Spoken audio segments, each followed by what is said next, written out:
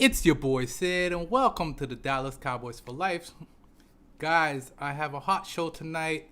Welcome to the Speak Your Mind all the time. I got two special guests. Obviously, the man, my brother from another mother.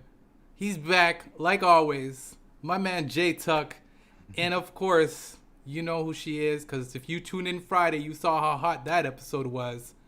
Ruth, the truth. So, without further ado, Ruth, I want you to let you know where to find you. Let the fans know. Give them all the info. Let's go. Oh, Ruth, mute. You're muted. We cannot hear you. Sorry about that. There we go. I'm there back. we go. Hi out there, Dallas Cowboys fans. Thank you so much for tuning in to the Dallas Cowboys for Life YouTube channel. It's my boy Sid over here with Jtuck.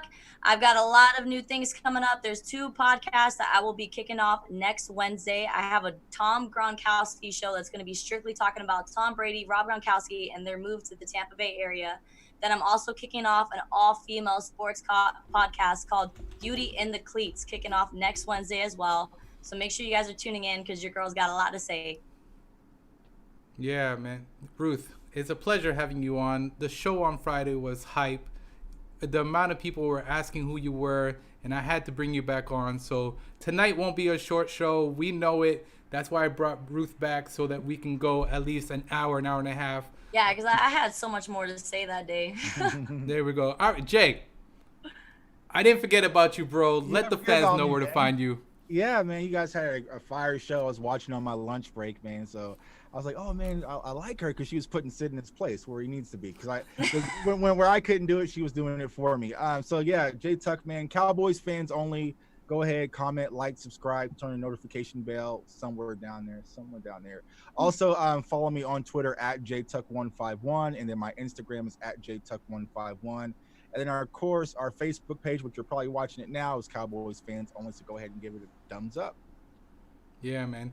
Guys, for those of you who are watching on other streams, please tune into my channel as well. Click that subscribe button.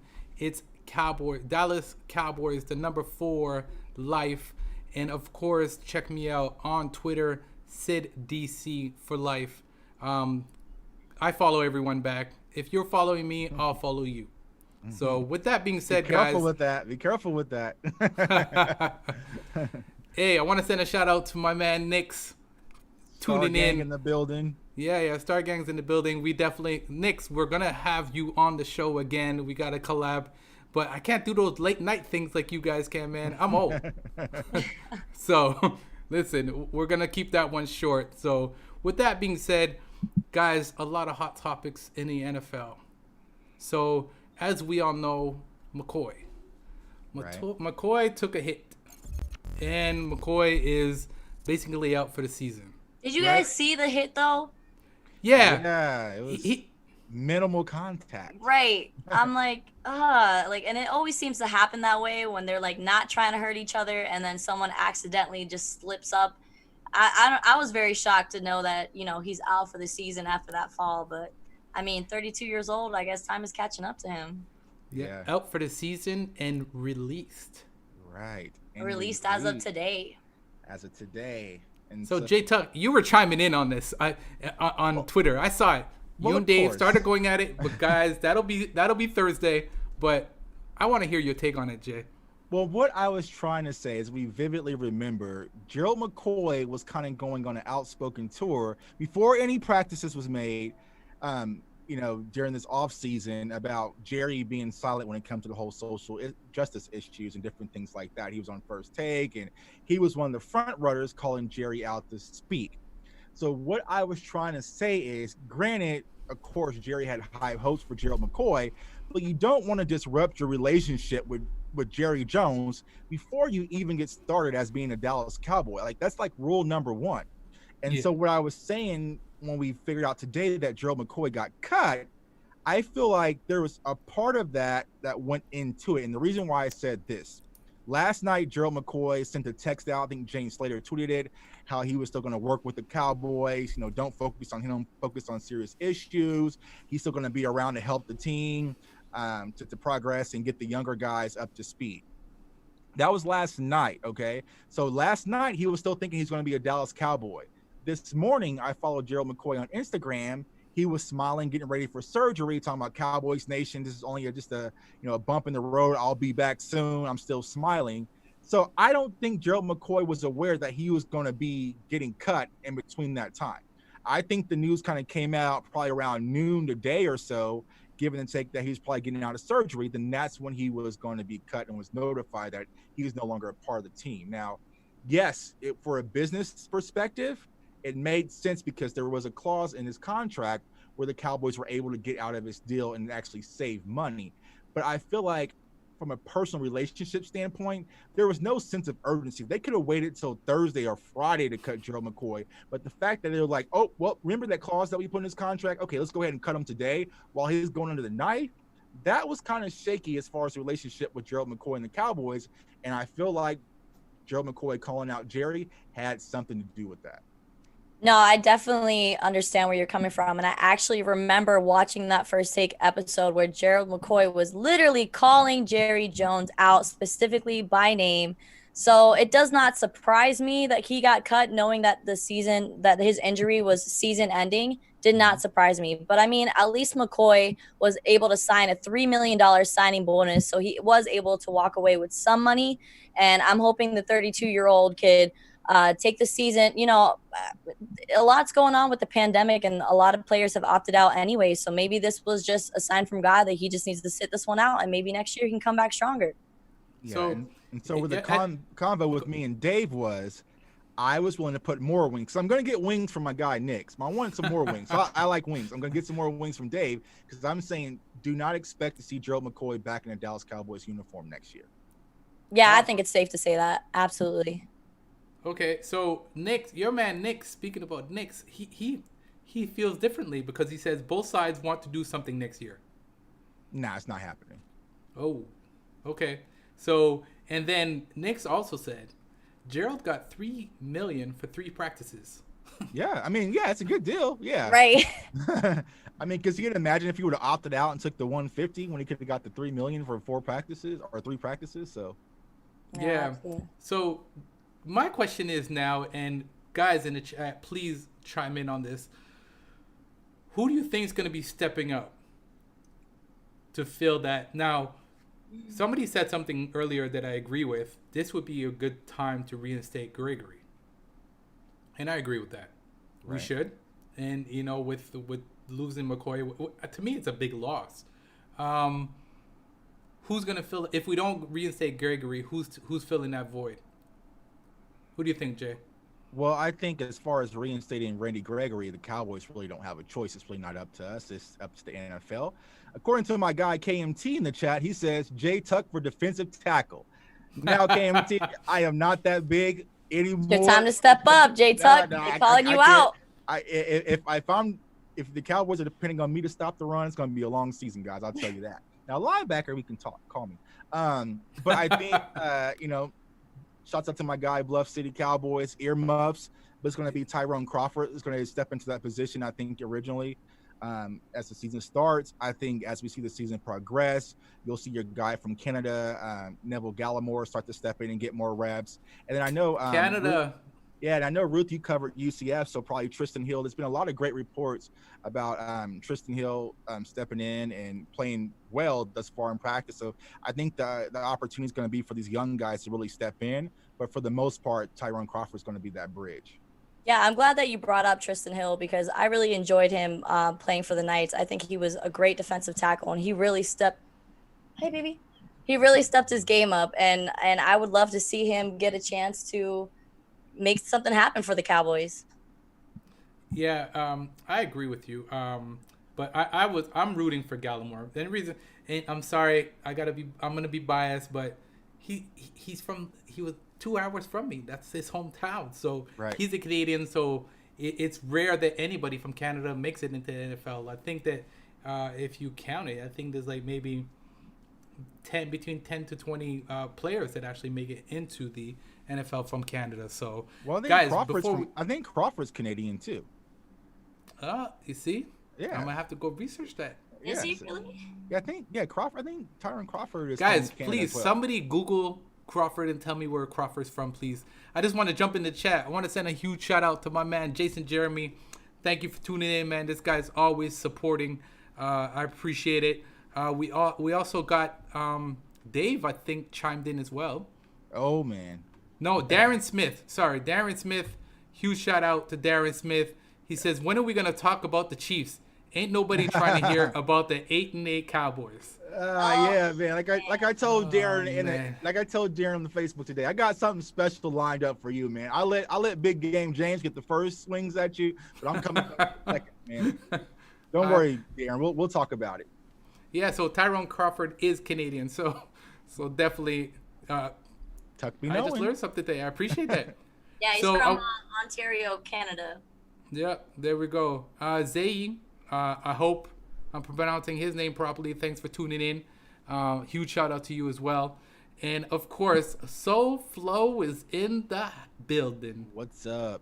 What's up, Soul Flow? Thanks for tuning in, man. And shouts out to my guy Nate Rosario as well. He's the crazy guy in the chat, man. I want Nick Bosa. He's gonna be all over the place this chat. I already know he is. But shouts out to my He guy. always is. We know him. So yeah, huge shout out to Nate as well. And oh my word, 88. Huge shout out to him as well.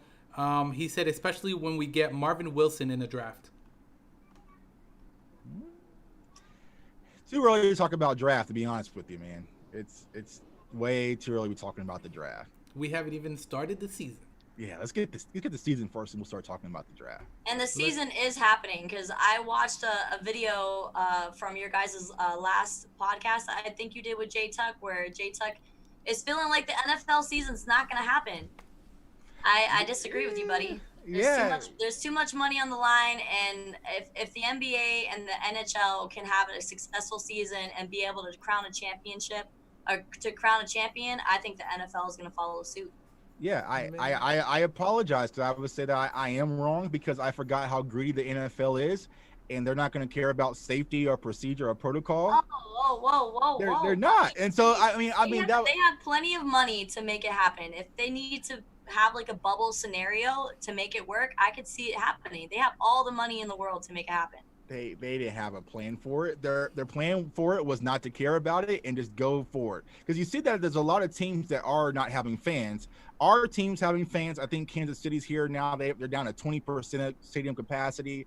And so I think everyone is just moving forward. But I said in one of my other shows is, if people aren't going to attend stadiums and watch football, they're going to go to the beach. They're going to do whatever. So I think Jerry's mentality was, might as well get that money here in Dallas. So I think there will be a football season. Will there be a spike? Yes, but I think they're going to push through it and just whatever happens, happens. So it's going to be a bumpy road. But I thought for some reason the NFL would have some type of thought process to say, there's no way that this can actually work.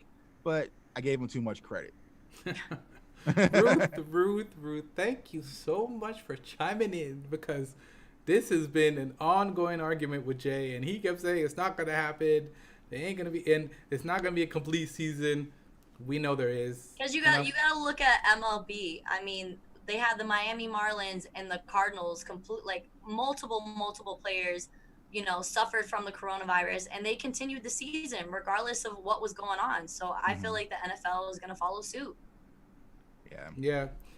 Most of these guys are young, healthy players. So even if they were to contract this virus, it's probably better in their best interest if they were in a bubble scenario, so they didn't contract the virus and then bring it home to their families and children, and which keeps the virus, circulating. So that's why I feel like the NFL would benefit more if they were to maybe bubble each division. Right. Yeah, Well, I mean, that would have been Jerry Jones is going to get his money. That's for sure. He's going to get his money regardless. Exactly. And I was thinking, college football was taking protocols and they were shutting down in certain conferences, and they're the most greedy of all organizations. So because they're not even paying their players. Exactly. So if they were taking the protocol to shut down the season, I was like, okay, well, how is the NFL going to push through? But the NFL's all steams ahead. So I feel like we're here. So let's get it. Let's go ahead and get down to Tampa. Right. I think canceling the preseason was enough. Don't do any more. Yeah. No more cuts, please. Exactly. Please. In the Hall of Fame. Please, no more cuts. Nate Rosario asked that hot question since we got some Chiefs fans in the chat. You want to take that one, Sid? No. Because I'm gonna be biased. So I'd rather not. Listen, guys in the chat, please answer Nate and Rosario's question and let me know what you guys think. I will say yes. Amari Cooper, CeeDee Lamb, and Gallup is better than Hill, Sammy Watkins, and Mecole Hardman here in Kansas City. I said what I said. It is what it is. Like, I'm taking those three over what they have in Kansas City.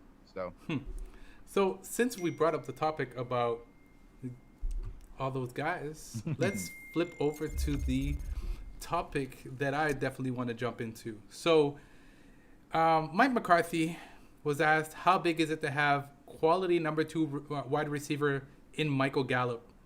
And he responded, let's make it clear. Michael Gallup is a number 1 receiver in my view. Mike McCarthy says Gallup's tape was one of the most impressive parts of his offseason research. What do you guys think about that? Do you guys think... I'll be right back. What message do you think that's sending to the other receivers? I think the message that it's sending is that we have a dynamic offense. Like I was going back and saying with Nate, we have a dynamic offense full of 3 number 1 receivers. And so I feel like Mike McCarthy was absolutely hit the nail on the head, is that Michael Gallup is a number 1 receiver. I feel like if he was playing for some other teams, he would get a lot more credit than he does. I think it's just because he's in Dallas, and I think there's kind of that spotlight of Dak and Zeke and, even Amari Cooper that kind of overshadowed what Michael Gallup did. People got to understand Michael Gallup, we spoke about this off air, but Michael Gallup had some injuries last year, and granted he did have some drops, but he put up over 1,000 yards. And so he's fully capable of putting up a number 1 receiver type stats in an NFL organization. So I definitely agree. And I think that's going to be our most deadliest weapon, is you don't know who to cover. If you're sitting back from a defensive perspective, who do you want to double team? Okay, double team Amari Cooper. I'm perfectly fine with that. Get killed by CD or Gallup. Take away Gallup on the deep ball. Okay, we'll kill you with Cooper and CD. And so you really have to pick your poison, because we have that dynamic trio when it comes to our wide receiver core. Absolutely. I feel like our Dallas Cowboys are absolutely stacked when it comes to the offensive side of the ball. And as you mentioned, Jtuck, if you're going to double team somebody, that means you're going to leave somebody else wide open. So I hope Dak Prescott utilizes all the weapons that he has, and which he will, because I feel like our quarterback has a chip on his shoulder. He's been through a lot. His brother just passed away a few months ago, as well as not being able to come to an agreement with the Dallas Cowboys when it came to his contract. So I feel like lights are going to be out for the Dallas Cowboys this season. Right. And if you take that away, we have a beast at running back too as well. So it is what it is. Right. One of the top 3 running backs in the NFL. Anybody has anything to say about that, please shoot me a text or whatever you got to do. I'll argue with that all day. So my man Nick says, I've been saying Gallup would have been the first round draft pick if he played in SEO. In the SEC. SEC. Or SEC, yeah. But then he hashtag SEO. So I thought he was trying to correct himself. I apologize. I do not watch college ball. I know. That's why you do not need to be a Gators fan. I heard you say that on the show with you and Ruth. Like, you can't be a Gators fan. I want no, not at all. FSU. Well, you know who's asking. You know who's asking me to be a Gators fan, Mister from Bluff City. Nah, I can't. You know, and I know everybody's chiming in. Can't do that. I want to allow it. I want to allow you to go out like that. Yes, that's a real friend. That's a real friend. Right. He always has been. So, do you guys think that CeeDee Lamb? I saw CeeDee Lamb in an interview today, and I liked what he said, because CeeDee Lamb was asked if it was realistic for him and Coop, and obviously Gallup to get over 1,000 yards. He says yes, it's very realistic. That's what we're working for day in and day out. We are going to hold each other accountable, especially as me being a rookie. I'm taking in all the knowledge and everything that they know from experience and putting it into my game. And he said, if one of us eats, we all eat. Now, I respect that, and I respect that he's coming out and being confident. But as a rookie coming in, do you think that you're going to be that confident to go out there and be able to get the 1,000 yards? I mean, it's CeeDee Lamb. You don't watch college football, but the man was I saw his highlights. The man was an animal. The man was a monster. This man could catch the ball anywhere you threw it. He's going to be there. So I mean, I like the confidence. I think you need to have it as a Dallas Cowboy. You need to have confidence. You need to have a pep in your step. So CD Lamb is gonna see these playoffs. Right. Okay, I get your argument, but I'm gonna play devil's advocate. So, college ball, NFL, you're jumping to a whole different level, Right. right? And Michael Irvin even said it while he was interviewing that when he came up into the NFL, he was saying that nobody was going to be able to jam him up, and he got jammed so hard that he was knocked to his ass. Basically, excuse my language, and it made him look at the NFL in a whole different way. Don't you think CD Lamb should be looking at the NFL in that way too, and saying, "Hey, you know what? I got a lot to learn because this is a different type of game that I'm going into." Well, I think when it comes to CD, it's not an arrogance; it's more of a confidence. You want the guy to have some type of confidence. But the reason why I say CD should be confident coming into the situation is the reason why Nick's is going to owe me a 50-piece wings at the end of the season, is because when we played these teams originally, so when we played the Rams, who is Jalen Ramsey going to start off on more than likely? He's going to start off on Amari Cooper. He's not going to start off on CD Lamb. So the coverages that CD's going to get, he's probably going to get the third best corner, depending on, what the scouting tape is saying. So he's going to get like the third best corner. And I feel like he's going to have the confidence to go out there and eat and put up big yards. So you think about what Randall Cobb was able to do in our offense last year. Now, granted, it's a completely different scenario, but the reason why I say no to 3,000-yard receivers is only done once. I think that was with Kurt Warner and the greatest show on turf when he was in St. Louis. But because I believe there's going to be a lot more focus and opportunity for the tight end position with Blake Jarwin. So I think that's going to cut a lot of those receiving yards down when it comes to having 3,000-yard receivers. But as I stated numerous times, when it comes to yardage, CD Lamb will be our leading wide receiver. Oh, Lemon Pepper Tuck, just drop that on you. okay. So you think that CD is gonna come out and have more receiving yards than any of our wide receivers on our squad right now? Yeah, and touchdowns too, but Nick doesn't want that smoke. Okay. He just Guys, you heard it here first. My man Jtuck's putting up some. Ruth, please chime in. I would disagree, but I think Jtuck got a point. I think it's very valid what he's got to say, and Mike McCarthy, that man likes to throw the ball. That's his game. He had Aaron Rodgers for all those years. He likes the ball going down the field. So I know Zeke is gonna have, Zeke is gonna eat, but those receiving yards are gonna be going to CeeDee Lamb. right. And Dak likes the slot receiver. He likes his Cole Beasley. He likes his Randall Cobb. And so if CD is playing primarily in the slot, now granted, him and Amari will probably be interchangeable, but I think primarily will be where CD's focus as far as the offense when he first start off. That's one of Dak's favorite spots to hit. So yeah. So I got a question for you, gentlemen. all All right. So let's say Dak Prescott leads our Dallas Cowboys to an NFC championship. Okay. We possibly win this NFC championship and make a Super Bowl appearance. Does Dak re-sign with the Dallas Cowboys, or does he get paid somewhere else? If Jerry likes that AT&T Stadium and wants to keep it afloat and not have Cowboys fans burn it down, he better re-sign Dak. There's no way that Dak can lead us to a Super Bowl and then the following year we let him walk. Like we would. I don't even know what we'd do. I didn't want to think that fans would lose. Well, I mean, if you think about it, it's happened in the history of sports in general. LeBron James wins a championship with the Cavaliers, and then 2 years later he's off and going, even though they're offering him over 100, I think it was like 75 million more than what the Lakers were offering him, and he was still like out. I think that was kind of different because that was a bad relationship between Cleveland and right, LeBron. The organization itself, like the owners. So I hope that the relationship isn't that bad with Dak and Jerry Jones. But like I said, if we get to a Super Bowl and they're even close or they sniff a Super Bowl, there's no way that they can let Dak walk. If they have to, they'll probably franchise him tag again, but no way they let him walk. But he deserves his money. He deserves the money. So. Yeah, and I don't think they'd let him walk. Who why do you think was Jtuck? Why do you think was the reason why the Dallas Cowboys could not get it done with Dak this season? Well, if you're asking Sid, he's going to say COVID. I just think that it was on both sides. I think that the agent didn't want to come into the middle, and I think that Jerry Jones and Steven put their foot in the sand. And so I think there was no middle ground when it came between the two. And Dak is a guy who likes to have things on his shoulders.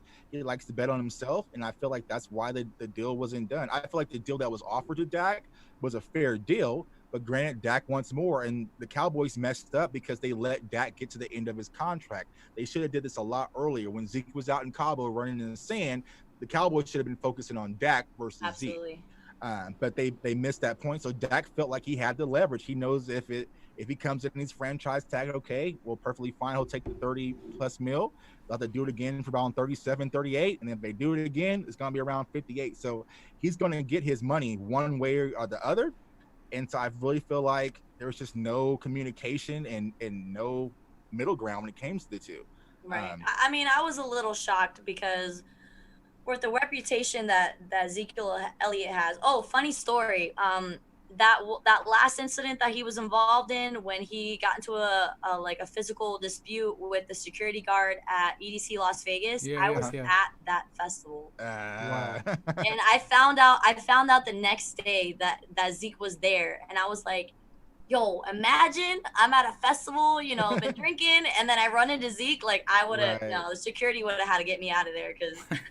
And then he would have shut the security down. So yeah. But according to Cowboys fans, Zeke can do no wrong in Dallas. I'm not even going to talk about that. So yeah, he's untouchable. Yeah, they're like on the field and off the field. Look at the tape. Look at the security guard. That was obviously I'm like, stop breaking down film on Zeke pushing a security guard at a drunken festival. Like, you think that was settled out of court and that security guard got some kind of money? Oh yeah, absolutely. Probably, yeah. Absolutely. I would do the same. I would have pretended like I broke my arm. Like I would have flopped. Oh yeah.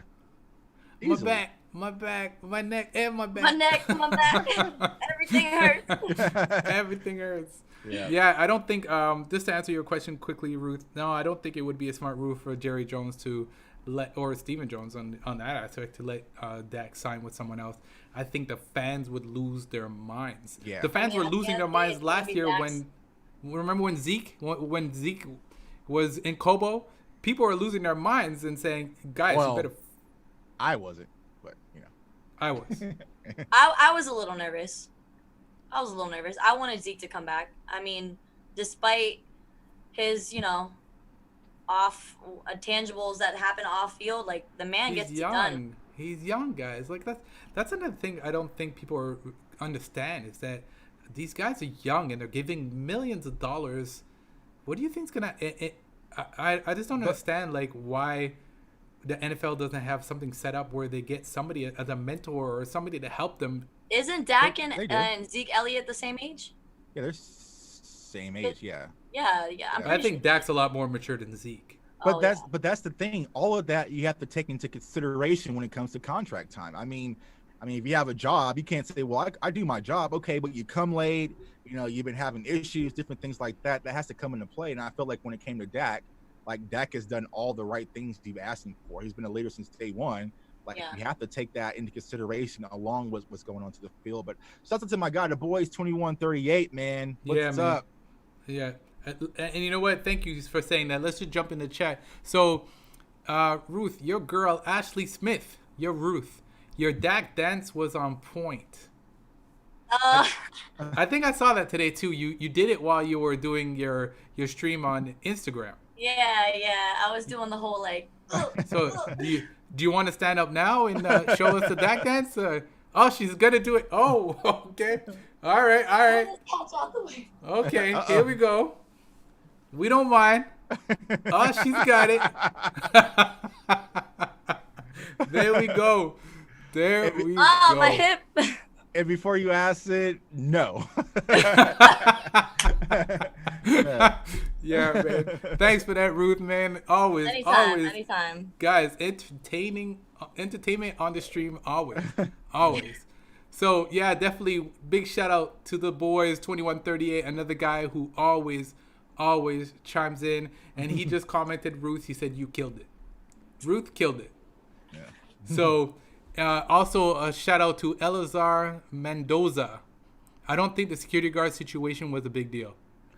It was, and then It it was a wasn't. big deal because of who he is and his Right. stature. Like And you, his you gotta history. you gotta hold yourself to a Yeah, higher I heard. level when you're a Hmm. professional athlete because all eyes are on you, you know? Right. And before leading into him pushing the security guard, they have video footage of Zeke getting into that woman's face and it was pretty bad. Like Right. obviously he didn't put his hands on her, but I mean I thought it Optics. was bad. Optics. Yeah, Yeah, optics, man. Right. I Especially think coming off the suspension, different things like that. You just don't Exactly. want to put yourself in a situation like that. I mean, because Zeke has had other issues that, I think the Dallas Cowboys have swept under the rug. So, Not really swept under the rug because remember when he was suspended for like 6 games during the 2016 season? yeah, yeah, but but remember when that that one guy in accident. the club that got knocked out and all of a sudden he just magically disappeared? You remember that situation? Yeah, Okay. it Yeah, was there's the like car accident. The car accident too. That was yeah, covered up.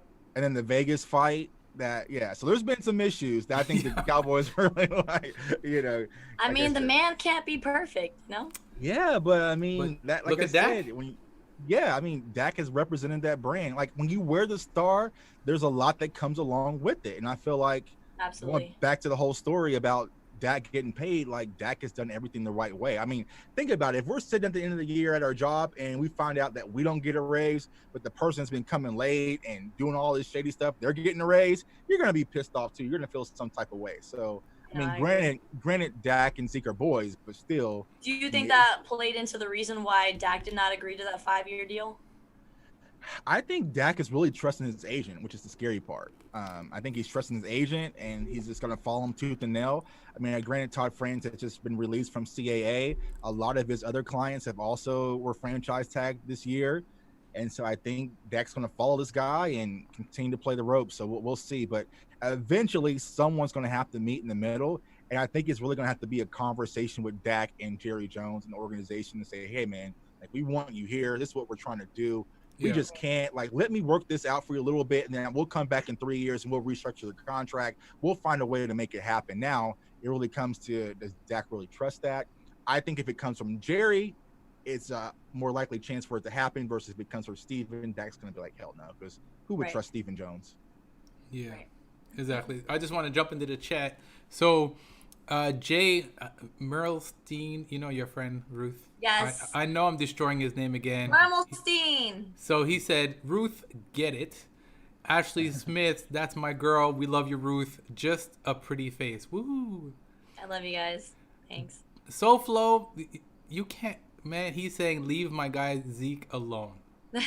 Listen, I got the man back. So people act like I'm a Right. Zeke hater. He's right there, like right back there. and I got his jersey coming. I got CD and Zeke's jersey coming. So Yo, I'm whose just waiting jersey, for it to get in the whose mail. jersey should I buy? Because I haven't bought a jersey in like 3 seasons. That's, You have I was Zeke? thinking about that today. I want a new jersey. I just can't figure out who. I mean, if Dak re-signs for a longer deal, then I would buy I have Dak already. I would buy a Prescott jersey. Let's ask the chat, guys. It's Chime gonna in. be CD. Like the CD Lamb is gonna be the highest That's gonna selling be- jersey. Yeah, well, Michael Irving already said number 88 is the hottest selling jersey of all time. So Yep. that's what he claimed today. I don't know. So guys, chime in, please. Everyone suggests what jersey should Ruth get next. Tyron, okay. That's a good point that Mendoza just brought up, because I just said that to myself. I was like, I need to show more respect to the Cowboys O-line and buy more offensive line jerseys. So I was either thinking about getting Tyron Smith or getting a Travis Frederick before they're all canceled out and they're like classic jerseys and now they're like $200. So I was thinking about Yes, either yeah, one of that's those guys. Travis Frederick for sure. So I And think, Yeah. yeah. Tyron Smith, absolutely. So Cowboys face, thanks for tuning in. Hey Sid, didn't like that they released him during the surgery, but it's all good. Wish him the best. Let's move on. Go Cowboys. That well, was cold. Jerry didn't like how he went on the first take and called him out. So I mean, Yeah. I guess they're even. Exactly. See, now Ruth gets it. So I think, like I said, it was just a shady business, and Jerry's just like, you know what? This guy went on first take, called me out. Hey, we have a clause in his contract. Sorry, Yeah.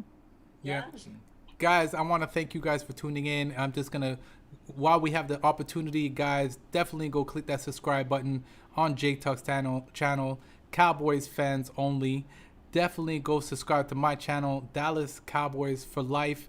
And Ruth, just hit her up on Twitter, man. She has so much going on. She'll inbox you and And give I'm you all just the getting information. started. Like, I only started podcasting. I want to say my first podcast was during the NFL draft back in June. Maybe was Wow. that June? No, that was May.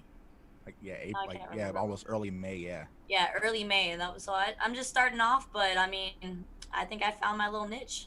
Yep. Yeah. So with that being said, everybody's chiming in. So Soulflow says CD Lamb jersey. My man Nix, he says you should get a Zach Martin jersey. Cody, thank you for Yes. tuning in. Cody, That's he says my Dak hating brother. He said Diggs. he says Diggs jersey. And the boys 2138. I just bought another Zeke jersey and Diggs jersey. Why two jerseys? I don't know. Maybe you could let me know why you have two Zeke jerseys, but okay. Different colors, man. Yeah. Right. Okay. If that's Yeah. what it is, please tell me. This McCoy injury breaks my heart. The boys 2138. I think we were all heartbroken, but Nick said it earlier, and you guys talked about it. When you saw him fall over, Nick was saying that he got his foot stepped on and then pushed. Yeah. Oh, okay, I didn't see the foot. I didn't see the stuff on. foot thing either. Yeah. So definitely, I don't But know. I mean, I'm glad that he was super positive about it when everybody else around him was freaking out. So that's something Mike McCarthy mentioned during the press conference, that he was very calm and positive and like, don't worry, guys, I'll be back. And Yeah. then the Yeah. Cowboys went behind his back. And Jerry No, you Jones was won't. like, "Yeah, psych." Yeah. I No, you lied. won't. So the boys No, 2138 says it's hard to be a leader when you aren't on the field. Please elaborate on that. I'm not sure what he means by that. And Bluff City Cowboys says support the big fellas, get the Gilmore. Yeah. Yeah. Yeah. See, obviously, like I don't really buy, like, my rule is never to buy rookie jerseys, but CD was different. So like I ordered CD like off the jump because one, I wanted him, but I didn't think we were gonna get him. So I bought CD off the top, and so I just kind of find out what's the proper moment to brush this jersey out. Like I feel like it's this jersey that I have to wear at the stadium. Like I can't wear it at home because like I need to walk through AT&T Stadium and everybody look me in my eye when they see me walk out with that CD Lamb 10 jersey, not 88.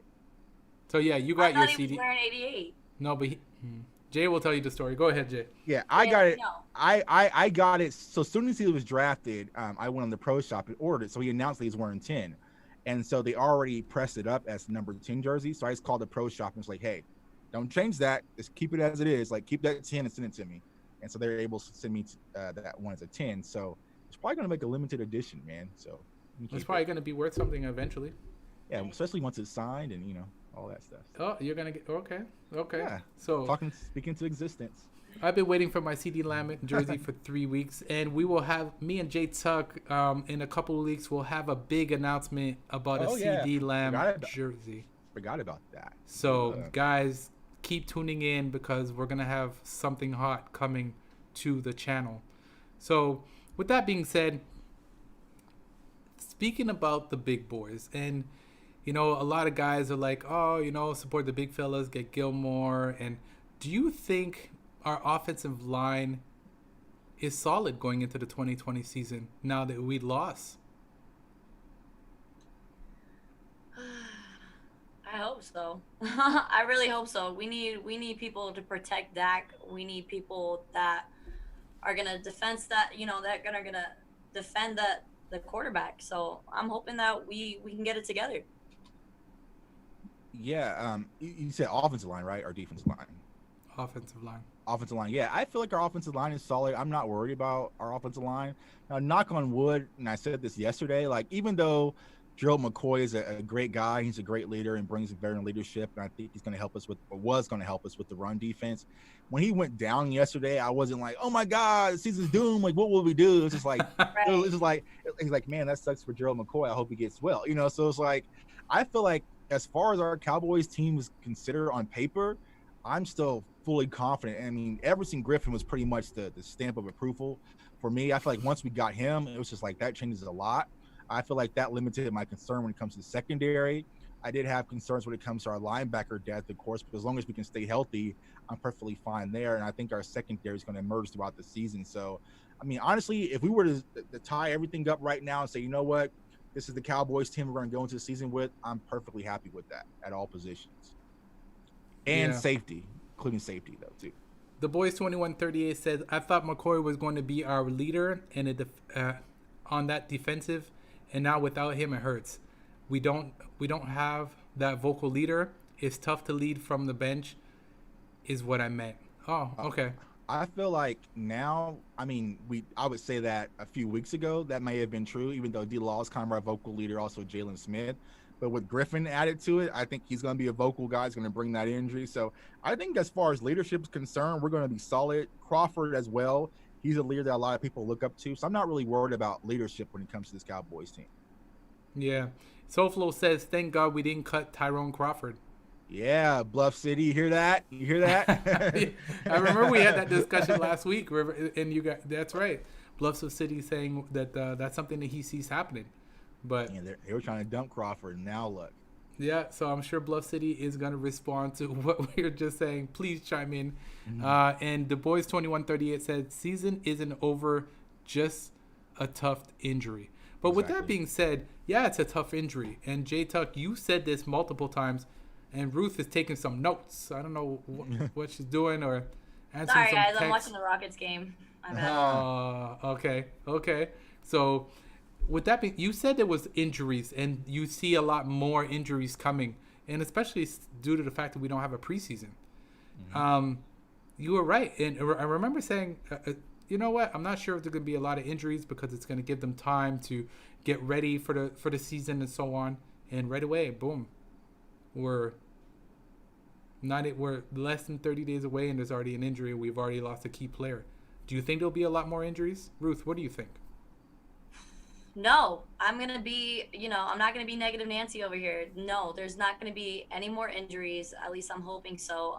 Without there being a preseason, I'm a little worried about how the rookies are going to be able to, like you said before, how they're going to jump from college to professional. I mean, that preseason is really, really helpful for these players, for these rookies to get like underneath themselves and get their game plan solid. So, but no, I'm not hoping for any more injuries. I mean, we have a couple players that are already questionable with, ACL injuries as well as like knee injuries, a couple people here and there, but nothing serious. So yeah, fingers crossed. What do you think, Jay? I know your opinion, but I still want you to. Yeah. Of course, I'm hoping for no more injuries, but I feel like players across the league are gonna be dropping like flies this year. Like, it's only been fourth day of practice, and there's been ACL tears and all sorts of things going across the NFL. I know there was like a few players from the 49ers and the Bears, and so I feel like by the time we're gonna get to the season, it's gonna be a lot more.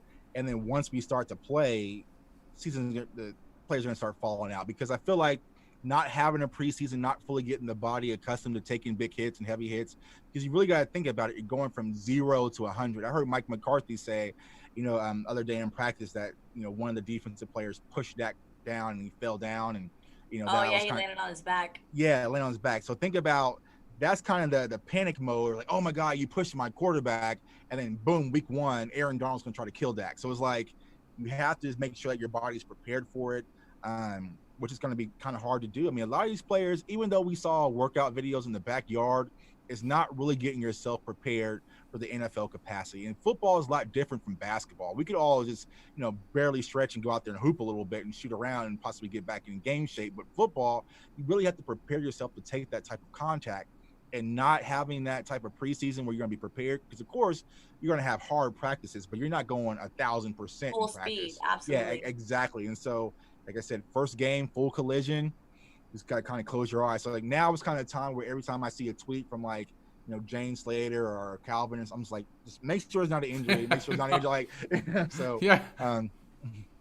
Yeah. So yeah. Yeah, Connor Williams is still out with an ACL injury. Yeah. From last year, like, dang. Yeah. Sorry, I'm just reading a comment here from the Boys 2130. LVE is another guy who worries me. That first game, every time he hits, I'll be holding my breath. And I've said that, and I think we've spoken about this, Jay, before. And Ruth, I want to ask you your opinion, because, I've said that a neck injury is no joke, and obviously nobody will say, oh yeah, he's not 100%. He's coming out, he's saying he's 100%. The coaches are saying he's 100%. What do you think? Do you think that he is 100%, or do you think that it's something that we should be worried about? Not something to be worried about, but something to proceed with caution, if you will. I mean, when it comes to this, like the seriousness of a neck injury, that's something that needs to be taken seriously. But I mean, if he's cleared by the doctors, if he's feeling all right, then let the boy play. Jtuck, you feel the same way? Yeah, I mean, he can't play the game of football being worried about the injury. So if you're going to go out there, you got to give 110%. And like I said before, I think it's really going to be that first real collision that LVE goes through. He's going to be able to say like, okay, my neck wasn't that bad, or that didn't hurt like I expected it. But you got to understand, when you're playing middle linebacker, your main job is to come downhill. And you're going to have those fullbacks, you're going to have those different linemen coming through the gut, running backs. And so sometimes, and LVE has done this in his rookie season. Like he puts his neck down. He doesn't always take the proper tackling angles to make the proper hit. So it's something he has to be aware of. I think he's going to be fine during the season, but I think it's really going to take that first collision that's going to be like, where we're all like, oh my God, is he okay? And once he figured out he's okay, then he'll be able to play. But when you have a neck, a back, I mean, it could be something that's out of your control. You can just wake up and your neck can hurt or your back can hurt. So, but I think LVE is going to be ready to play for the season, and I'm expecting big things for him. So yeah. Yeah. So I want to chime in on a little something because, and Ruth, I don't know, I'm a huge Dak fan, and I know you guys have seen that Twitter has been blowing up because Dak has thrown a few interceptions, and you guys, I know Wilson picked them off, and and then Twitter Dak does one little thing wrong and Twitter goes ballistic. He sucks. He's a terrible QB. I feel like they did the same thing with Tony Romo, though. They literally criticized every single mistake that man made, and they exploited it to the full max. So, I mean, I feel like that just comes with being a Dallas Cowboys quarterback. I mean, I'm sorry, but the Dallas Cowboys is one of the most hated teams in the NFL. So any little mistake that you make is going to be put on a bigger canvas for everyone to see. So no, it doesn't surprise me that people are tough on Dak, but I hope Dak could figure it out and keep in there. Jtuck, I know you're always defending Dak. Always. Not always, but most. Well, most of the time. Most of the time. And do you think now? How do you? How would I question this without people? Let it rip. Speak your mind all the time. Yeah. Sid. So let it rip. Do you think Dak is How do you think Dak is going into the season mentality wise? Because obviously throwing interceptions and they're saying that he doesn't look good at his mechanics but I don't see anything wrong with what he's doing because everything I've seen so far is legit with Dak. He looks slimmer, he looks better, he's coming out with confidence, but he throws an interception and people are like questioning him. Well, shouts out to my brother. You said, yes, I do. I always defend Dak when it comes to you because you're a Dak hater. That's why. But I feel like... Me? No. My brother in the chat. Oh, he's talking okay. About I was a fan. No, you're not. Okay. I defended Dak until it was time to get Aaron Rodgers. But I feel like if you ask around, I mean, do you think Pat Mahomes hasn't thrown an interception thus far in camp? Do you think Lamar Jackson hasn't thrown one? Like, it happens. It's practice. Like I said on my show the other night, it's practice. That's where you go to make the mistakes. You want to try things out to see what works, see what doesn't work. So I think people are just waiting to nitpick Dak. But those people who are nitpicking Dak, they're going to nitpick regardless of what he did. He could throw for 400 yards today in practice, and they're like, oh, well, it's just practice. But if he throws an interception, then it's like, time to sell the farm. They're also exploiting Tom Brady for throwing picks during practice. So, I mean, even the GOAT is getting the backlash. Right. It's new offense. It's a new – I mean, like I said, a lot of these guys haven't played real football in quite some time. Like, it's going to take a while. I guarantee you that very first week of NFL football, it's going to be a lot of sloppy football going on. Absolutely. And so, yeah, I mean, it's just the way things are. And so teams get acclimated with each other. But as far as Dak, I feel like his mentality is going to be there. My biggest concern with Dak is feeling that he has to prove something to the organization. I know Ruth mentioned this earlier, but I don't feel like having your franchise quarterback feeling like he still has to prove something to your team to be considered valuable is a good mindset to have your player in. So I hope Dak's not pressing. I hope he's not, trying to force things so he can say, see what I can do, see what you can't do. So I really hope that's not the case. But I think he plays well with a huge chip on his shoulder. I think a lot that went into play when his rookie season was having that Romo shadow over him, people constantly wanted to take his spot from him, and he kind of like took that upon himself to say, take my job if you want to, but I'm not giving it up easy. So I feel like you can expect big things for Dak Prescott this season. Now, granted, Cowboys Nation, we're going to stay solid, because if there's a pick, if he comes out in that first game and throws the interception and Jalen Ramsey runs it back to the house, I mean, my God, Twitter's going to blow up. First Take, Undisputed, like, did Jerry make the right decision? So it's going to be chaotic, which I hate, because we went through this last year. I really want to be past this whole Dak thing so he can really just play freely, play football, and get to do what he does best, which is help us win ball games. Yeah, so the chat is blowing up and people are asking some legit questions. You said the magic word, Dak, man. Yeah. So Bluff City, this is what he comments. He has 0 blocking at the right tackle. I'm sure all his throws have been rushed. Yeah. Now, is he talking about this year? Is he talking about last year? He's talking about right now during camp. Yeah. So. I hope he's talking about this year. Plus, it's practice. Anybody can practice reporting however they want based on how they feel about Dak as a player. Right. So that's extremely true. Ashley Smith, here's a comment that Ashley wrote that I just feel like bells went off. Ashley wrote, if things don't work out with Mike McCarthy, does Romo return home? No. Romo return home? As in what? Like stepping into the head coach position? As a coach? No. We'll leave Romo in the studio, calling games, doing what he does best, and keep him the hell away from my sideline. Romo is crazy, and I love hearing him calling games. I could see him being like a quarterback coach, maybe filling a position, but being a head coach, that would be stretching it. Jay, you just said you like Romo calling games and you don't. Why? Because as a Cowboys fan, it pisses me off a lot, because it's like you're sitting here, you're breaking down film, you know what the defense coverage is, you know all this going on. So why the hell were you constantly throwing like triple coverage in important times in the game throughout your career? Like, you should have been smarter than that. So, I mean, granted, I love Tony too. He's right there. He's back there too. But it's like, yeah, there were so many frustrating times with Tony Romo.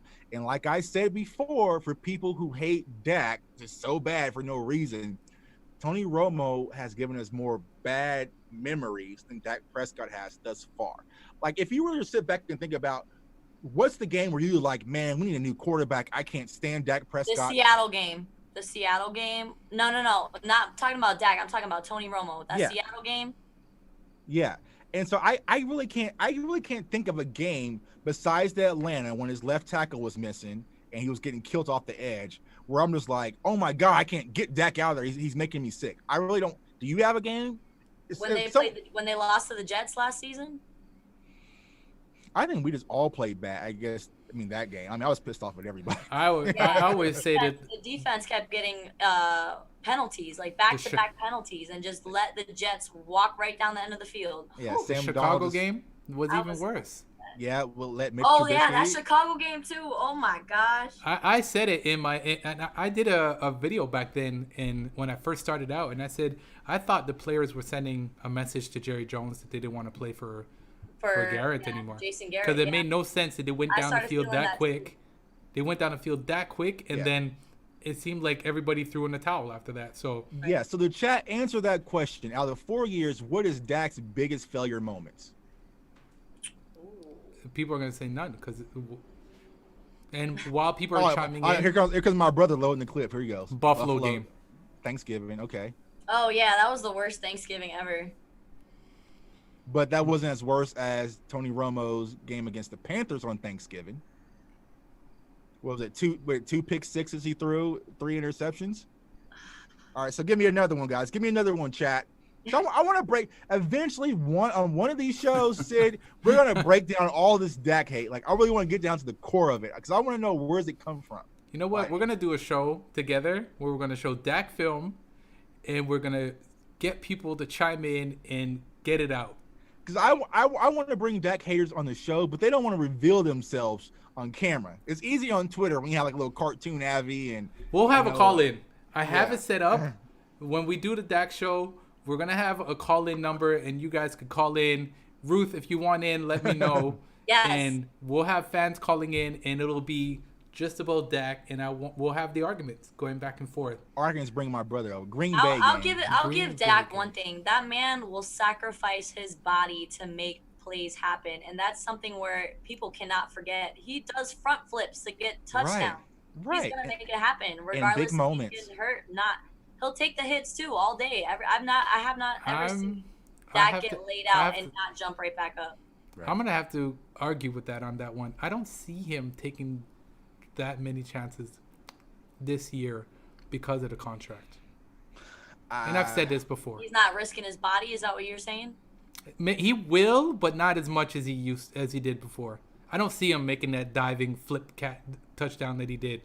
It's going to be hard for him to do it. And if he is doing that, like, I feel like that's just another reason why the Cowboys have to give him his money. Because if he's still laying on being a franchise tag and he's laying his body on the line, I mean, you have to give your hat off to the guy. It's like, damn, what else do you want from him? Like, we always saw like Gerald McCoy got his foot stepped on and the season was ended. Like, things can change like that. So for all you Dak haters who are like, oh, he's being greedy, wanting that much guaranteed. Today is the reason why, because nothing is guaranteed. They can always get out of contracts and then find loopholes. So Dak wants his guaranteed money, and this was the reason why. Perfect example. Now, he's a quarterback. He has people like 300 pounds coming at 4 or 5 speeds trying to take his head off. Yeah. Like, that's why he needs that guaranteed security, knowing that if something was to happen, well, at least my family is taken care of and my future is taken care of. But here's the flip side of thing, and Ruth, I'll let you chime in because I watched his college, some of his college highlights, and this is something that Dak always did. He always ran with the ball. He always, sacrificed his body, and I think that because it's such a natural thing for him to do, that maybe it's something that he won't be able to stop doing because of the fact that he's so used to making those type of moves. What do you think? Yeah, I mean, the man was an animal in Mississippi State. Right. Yeah, I didn't watch college ball, but I went back and watched his highlights, and there was some plays I was like, wow. And you still see that he had that type of game back then. I think with Mike McCarthy going forward and what Mike McCarthy is going to bring to Dak because of what he did with Aaron Rodgers. Can't believe I'm saying that name. But yeah, I think Dak, and I've said it before, I think Dak will be in the Hall of Fame. Whether he's in the Hall of Fame being a Dallas from retiring from the Dallas Cowboys, I think he's that good of a player, and I think that his mechanics and what he's going to bring to the Dallas Cowboys is going to be incredible. Right. So the relationship that Dak Prescott and Jason Garrett had, I mean, it was because, I mean, when I saw the interview of when Dak found out that Jason was getting released, like, I felt like he was very hurt by that. Do you think that he is capable of having a similar relationship with the new head coach, Mike McCarthy? No. Because, I mean, look at the relationship that Aaron Rodgers, starting quarterback, and Mike McCarthy had. It got sloppy towards the end. I don't. Yeah. Go ahead. Go ahead, Jay. I gotta say, it really depends on how things work out. If they're winning and everything's going right, then yeah, I think they'll have a good relationship. Now, if they get off to a rocky start and things aren't, moving as fluent as he's accustomed to, that could be, some turmoil, because what Mike McCarthy's going to end up saying is like, well, damn, this is not really my quarterback, so maybe I need to get me another guy. And so, I mean, I think that for the most part, they'll get off to a great start, but it's going to depend. Jason Garrett was the guy who believed in Dak, drafted Dak when Jerry was really wanting to put Romo in, really had Dak's back. So it's really going to be hard for Mike McCarthy to kind of mend that relationship.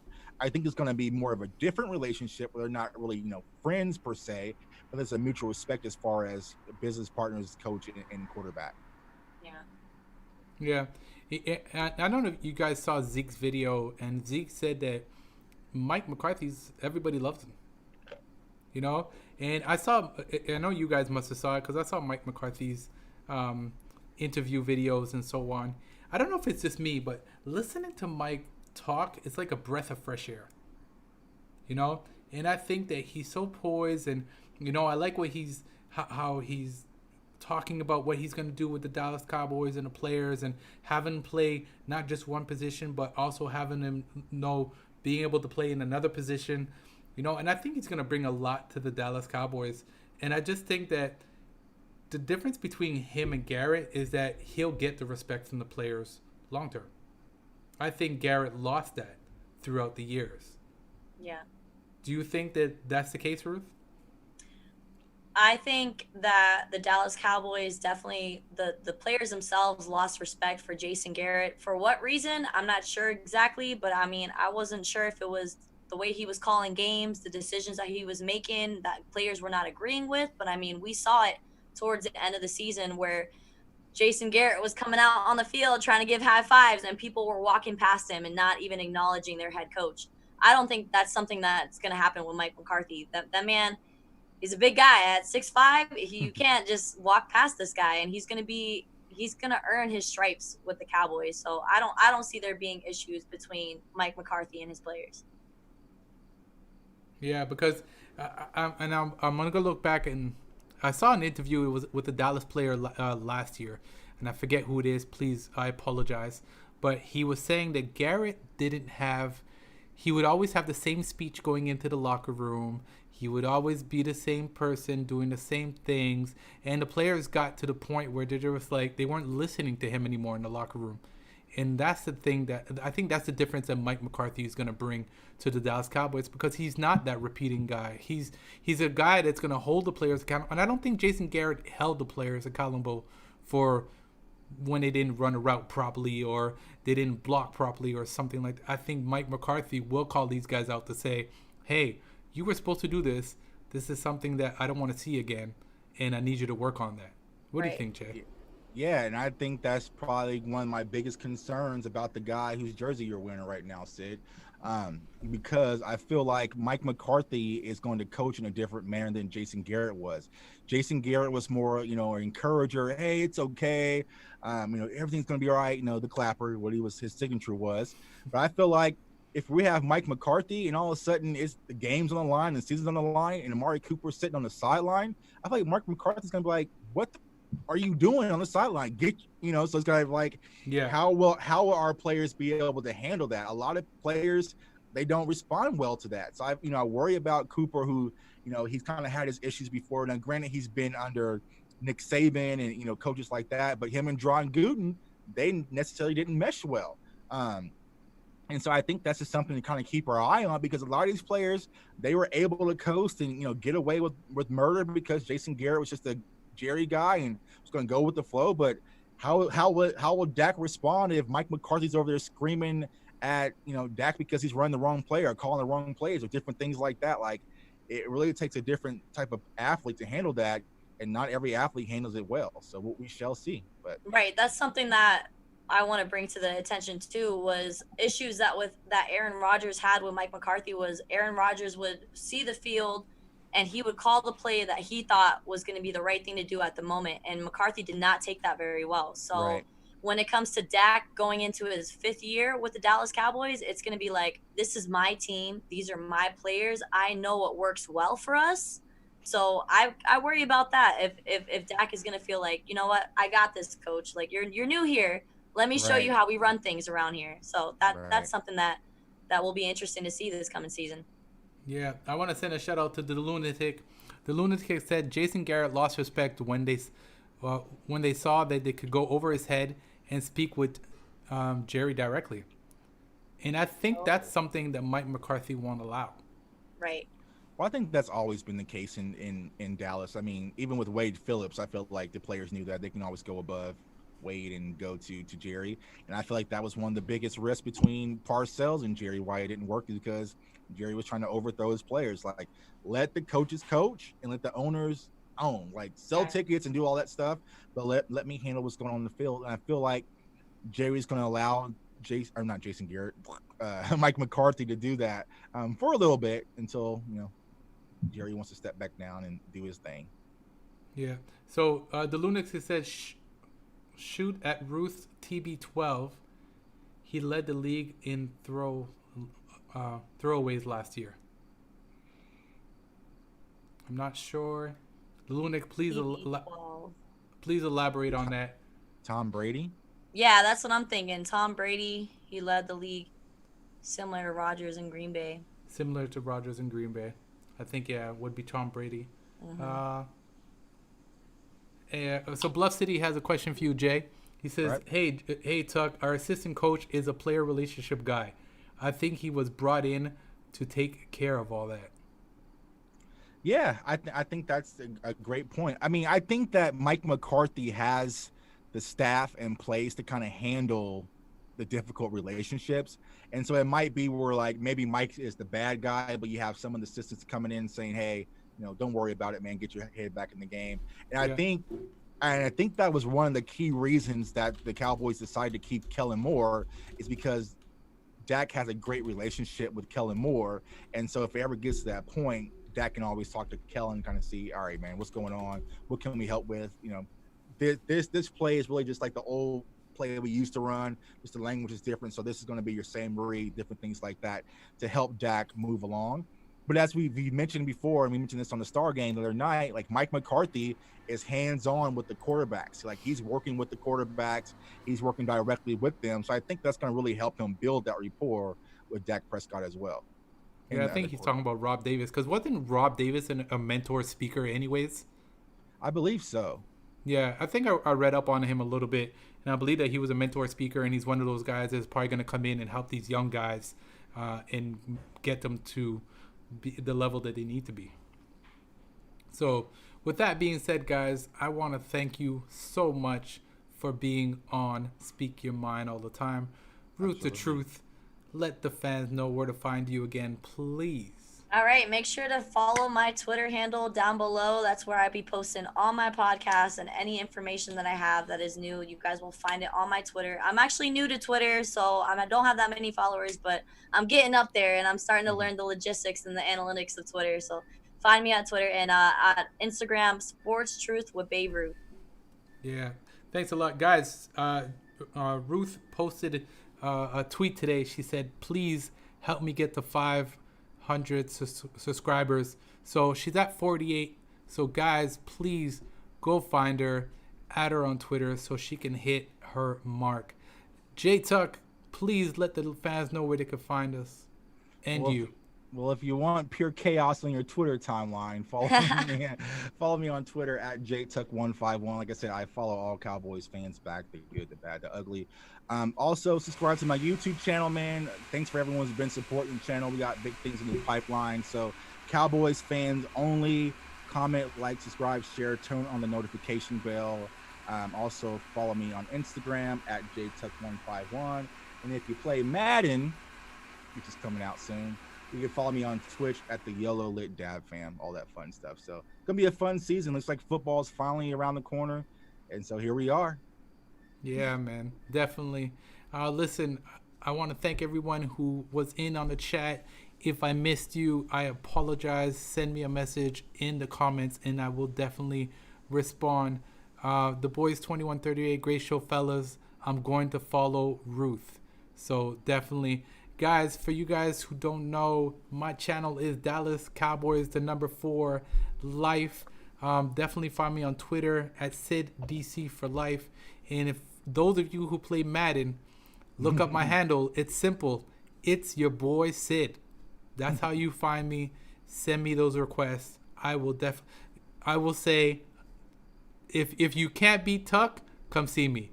If you beat Tuck, don't come see me because Tuck destroyed me in Madden the other day, and he picked me off I think 4 times. No. Yikes! I think it was like 5 or 6 though. Actually. No. Don't go to that extreme. I think it was 5 though. I think it was Ruth. Don't talk. Cause you play Madden? Nope. No. Okay. So I play yeah. Call of Duty, and I play Call of Duty in 2K. Oh, okay. Oh, okay. All right. So definitely come find us, guys. It's been a pleasure. Definitely subscribe to our channels. Go find Ruth. It's your boy Sid, and I'm out. Peace out. It was 6 picks.